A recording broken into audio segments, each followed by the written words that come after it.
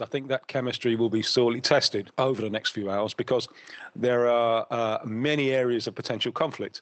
One of those is Brazil's elections coming up later this year, where I think this will be quite high on the agenda from Lula's point of view.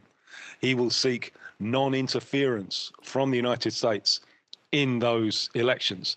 The opposition to Lula, the Brazilian right, have gone very big on carrying US flags to their demonstrations and on a pro-US policy. So it would clearly seem to be in Donald Trump's interests for Lula to lose the elections, and Lula will look for a kind of non-interference thing. There are other areas, especially Brazil's instant payments system, PIX, which the US are angry with because it cuts out Visa and MasterCard.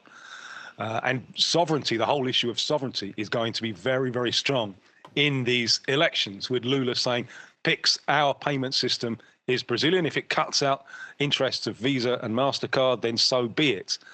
So that is another potential cause of conflict. And as you said, cooperation, or the lack of it, on international criminal organizations, domestic criminal organizations.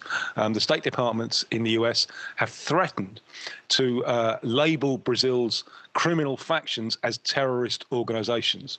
If they do that, that would theoretically give the US justification even for military action taking place inside Brazil, and Brazil is anxious to avoid that. So Brazil Lula will make the point that Brazil will battle its own criminal factions. It doesn't need the US to label them as terrorist organizations and potentially enter the conflict.